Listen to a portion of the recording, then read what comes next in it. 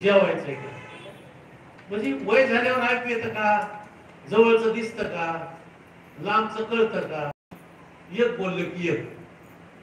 सगळे सेवक खुश झाले दक्ष प्रजापतीचे, म्हणजे उचला आता ह्याला.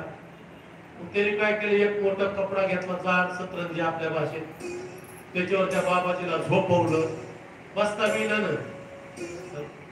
असं रूप भगवान शंकर, आणि झोपवलं ते झोळीत आपलं अंधदक्ष प्रजापतीच्या घरी.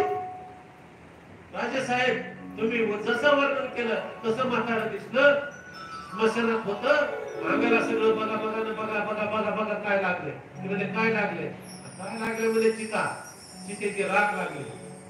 लय गुढी म्हणले चिता भस्म. बरोबर आहे म्हणजे. आता बघू म्हणले सती काय करते. आणि त्या बाबाजीला म्हणले याचं लग्न. अरे त्या म्हणले, हो बाबाजी, माझी पोरगी, मी राजा आहे, तुम्हाला काय पाहिजे ती देतो, माझ्या पोरी बरोबर लग्न करा. भगवान शंकर म्हणले, तू म्हणतोस तर करतो बाबा, पण माझं काय 4 दिवसाचा मी सोबते. देवाचा आणि संतांचा शब्द कळाले पाहिजे.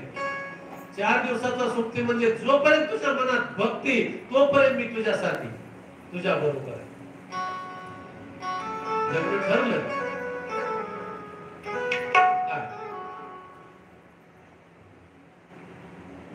तारीख काढली.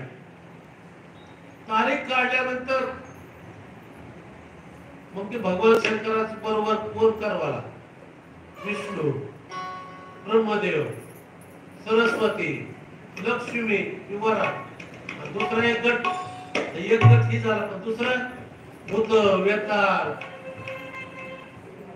कोणी उलट्या पायाचं तर कोणी सवाशा पायाचं, कुणाचं वरी पाय तर कुणाच्या खाली पाय, कुणाचं पुढं चलतंय माग डोकं, कोणी लंगडं चलतंय तर कोणी लुळय तर कोणी खुळय, कोणी तोत्रय तर कोणी अनेक तऱ्हेचे. ठरलं, निघालं ना वारा शिंगणापुरात लग्न वाजत गाजत. हे भूत वेताळ नाचती, भूत वेताळ नाचती, वेताळ नाचती,